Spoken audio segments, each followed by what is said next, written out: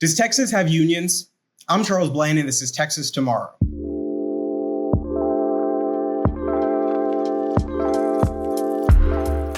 If you ask some, they'll say that Texas has no public employee unions. They say it's because unions are able to strike, and since they can't strike in Texas, there's no union.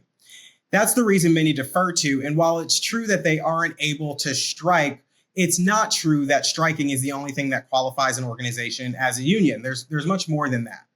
So first of all, nearly all of the public associations or unions in Texas use union in their name, whether on their website or in formal documents. They call themselves unions, especially those that are teachers' unions. You can find that across school districts across the state.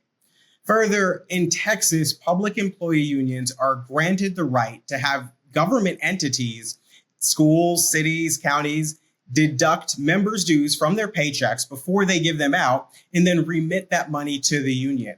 So essentially, they're acting as an agent of the union, a cash collector, if you will, of their membership's dues.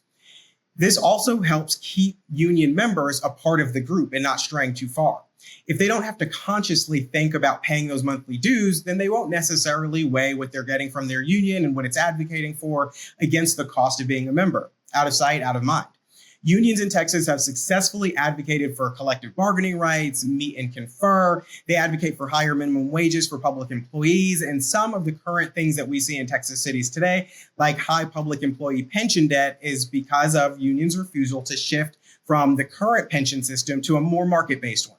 Also, things like difficulty firing bad employees and minimum staffing requirements. These are all things that derive from union involvement in local government. And they're not simply one-off decisions from local elected officials.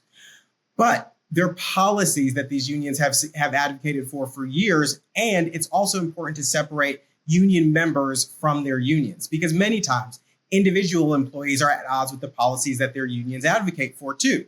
They simply don't have the time or the resources to follow legislative or even local policy. Like most citizens, they're busy with life. So they defer to their union to represent them. All of these reasons and more leaves the question, why are Texans subsidizing union membership? What the unions advocate for might be in their members' best interest at times, but it's not always in the taxpayers' best interest. So why are our taxing entities using public resources to be a pass-through for union dollars? It's a question many have asked over the years, and one that has been allowed to continue. Some on one side of it, the side that argues in favor of keeping it, says that it makes it harder for individuals to exercise their right to be a member if you make them consciously give that money. While the other side argues that manually sending a monthly payment instead of having it automatically deducted is not stopping anyone's rights. But what we do know is that a lot of reforms that people have demanded at the local level fail at the hands of elected officials weighing union interests against the public. And ultimately, we need them determining what's in the best interest of the taxpayers first and organizations second. Thanks for tuning in for this week's episode of Texas Tomorrow. Please like, share, comment, and let us know if there's something going on in your neighborhood that you'd like us to talk about.